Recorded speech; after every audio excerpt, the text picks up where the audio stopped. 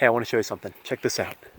This is Fiddler's Lake. It's right near where I live, and it's one of my favorite lakes to come and fish at because you get this beautiful steam that rolls across the water in the evening, and moose will wander out of these woods and they'll walk through the water and wade while you fish right next to them.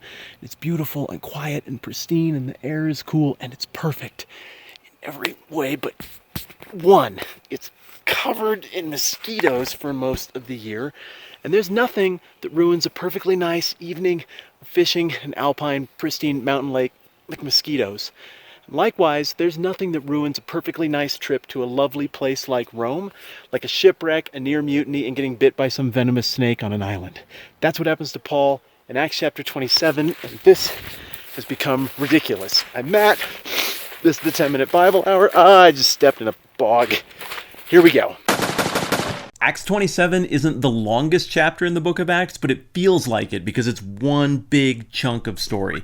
So in order for this video to work, you got to pause and read the whole thing. I'll let you do that right now.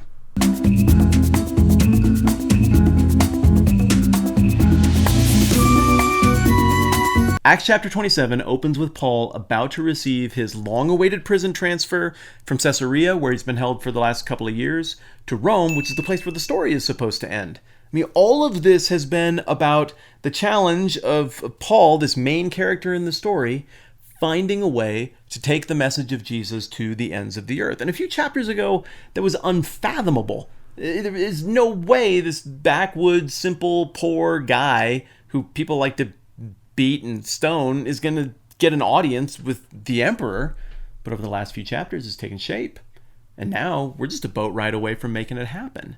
And you might look at a map and think, well, no problem. Like, it's just a big blue glob in the middle of the map. All we need to do is just put the boat there and point the boat where it needs to go, and then just sail that direction until you get where you need to be, and then get off the boat, right? Well, it's weird how oceans and seas look a lot more tame and friendly on a map than they actually are in real life. The Mediterranean was a doozy. And it wasn't the kind of place where you could just sail around willy-nilly however you wanted, especially with the technology back in those days. And so the original audience would have looked at this and thought, yeah, this isn't as easy as just a boat ride. Especially because they would have had enough context here to figure out that, oh wow, they're traveling right at the end of traveling season. Those aren't going to be great conditions to travel in. In the Mediterranean, you've got trade winds that move in a certain direction at certain times of year. And so it makes it possible to go one way easily at one time of year and the other way more easily at another time of year. But it's not just that the winds are favorable and then not favorable, so you got to plan your trip at the right time. There's also certain geographic features along the way that you really have to use to your advantage and take into account if you're sailing with that ancient technology.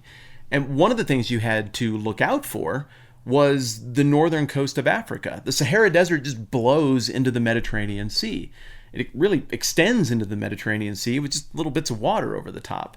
So if you get into the southern Mediterranean and you're not in control of your ship, you can just run into a sandbar at any given time and no one's going to come find you, and you and your crew are just going to die there. It's a ship graveyard down there, and we still don't know how many boats are stuck there, how many people have died there over the years. So the original audience would have been very wary about this journey happening when this journey happened. Well, here's the deal. First of all, Luke is on this trip, so all the information is a first-hand account of a guy who was actually on board. How do we know? Well, he starts using we and us language, so presumably he was there.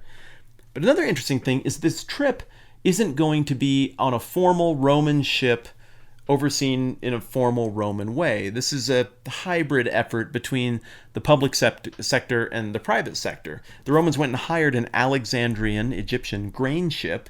It was making a trip to Rome anyway, and they threw some prisoners on there along with some soldiers to oversee the trip. Well, the initial part of the trip goes as you would expect. They hug the coast of Asia Minor, modern-day Turkey, and as they work their way along there, they then bounce down to Crete, which is a big, long island that provides protection, depending on the time of year, on one side of the island or the other, from winds you don't want. So they skirt along the southern coast of Crete, and when they get to a place called Fair Havens, Paul is reading the signs and saying, we need to shut it down here. We can't travel any further. Now, Paul's smart. He's a cagey veteran. He's been on boats an awful lot. He's done this an awful lot. But there are economic interests, there are political interests, and Paul's the low man on the totem pole. He's just a prisoner. So the people in charge decide, no, we're going to go at least to the end of Crete and we'll size things up from there. So they're shooting for a harbor called Phoenix, but they don't come anywhere close to getting there. They get taken off course almost immediately, and now they find themselves in the middle of the vast, expansive central Mediterranean Sea. They can't see shores anywhere. They can't see land. They don't know if they're getting close to these dangerous sandbars in the southern Mediterranean, and so they start taking almost panic-like precautionary measures. They cut down on food. People are going to drastic places in their brains. And after several days of this, Paul calms them down and gives them this speech. He stood up, and they're starving at this point. He says, "Men, you should have taken my advice not to sail from Crete. But now I urge you to keep up your courage, because not one of you will be lost. Only the ship will be destroyed. Last night, an angel of the God, whose I am, and whom I serve, stood beside me and said, 'Don't be afraid, Paul. You've got to stand trial before Caesar.'" Oh. So all of these people who, in part, are engaging in a prison transfer of Paul, the ones who think they're in control, aren't actually in control. And the fact that they just happen to be hanging around near God's grand providential plan for the redemption of all things for all time is actually going to be what accounts for their deliverance. They sail on because they have no choice, and now it's been 14 days since they've seen land of any kind. People are starting to go crazy and think of desperate things to do. Mutinous ideas start to enter your mind at this point. And the first sailors to make a move on this claim to be doing something with the anchor, but instead try to lower a boat to get out. But Paul says to the commander, "Oh, this deal between us and God is only valid if everybody is still on board the ship." And so they get those guys back on and they continue to sail. Well, after a while, they're taking soundings to figure out whether they're in dangerous water or deep water. They start to realize that they're coming up on land. And they can hear it, and the next day they get to see it, and they try to pick a spot on this little island in the middle of nowhere to run the ship aground. But the surf breaks up the ship, everything is destroyed, yet somehow all 276 people on board, grain workers, ship workers, soldiers, and slaves, or prisoners, make their way to shore safely on the little teeny tiny island of Malta. Now I want you to take a look at this map. Look at all of that blue. Now look at that tiny little dot that represents Malta.